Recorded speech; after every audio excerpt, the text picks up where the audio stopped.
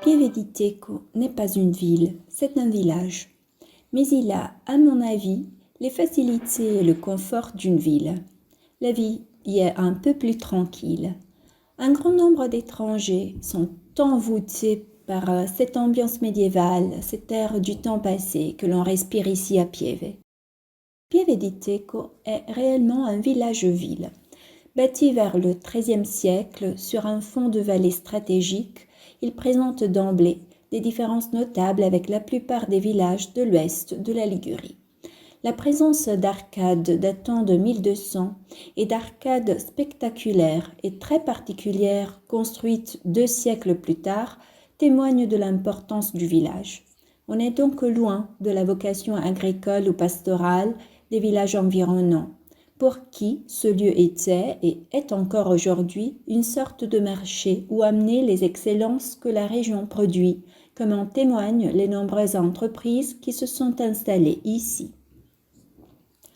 Parmi les entreprises présentes, nous souhaitons vous faire découvrir au moins l'une d'entre elles parce qu'elle transpose l'ancien métier d'éleveur de bétail dans le monde contemporain de manière durable et avec des résultats qui répondent délicatement au goût d'aujourd'hui. Il s'appelle Pur car c'est un produit pur. Le haut barré signifie 0 protéines ajoutées et 0 épaississant.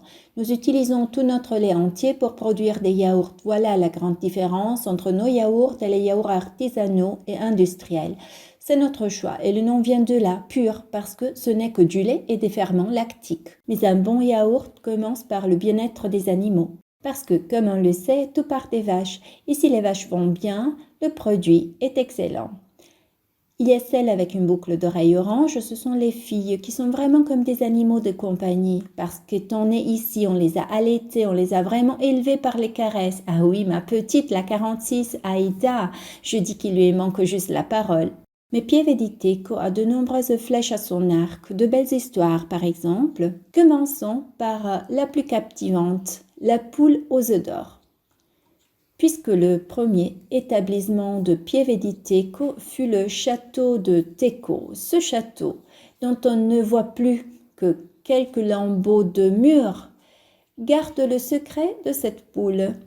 Elle proviendrait même du saccage du trésor de Montezuma. Il semblerait qu'une petite partie de celui-ci, consistant en une poule avec 7 ou 9 poussins ou œufs, tous en or massif, ait été conservée, cachée près du château.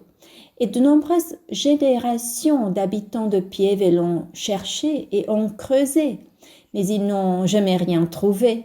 Ils n'ont fait qu'alimenter cette grande légende. La richesse du village et sa fonction de centre de commerce ont également eu un impact sur le patrimoine artistique local. Pieve a vu naître le peintre Giulio Benso, capable de réaliser des scènes grandioses. Ce magnifique cadre contient l'une des œuvres les plus passionnées de Giulio Benso.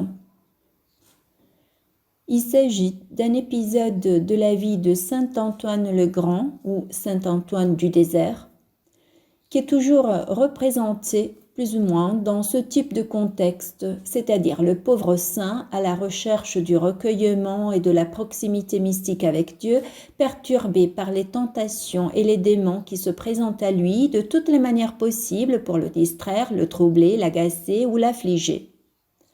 Pieve a également accueilli le très célèbre Anton Maria Maragliano, le prince des sculpteurs sur bois, qui a laissé des chefs-d'œuvre d'une rare beauté comme ce baptême du Christ porté en procession dans les rues du village. En vous promenant à Pieve di Teco, n'oubliez donc pas de visiter l'ensemble médiéval de la Madonna de la Ripa.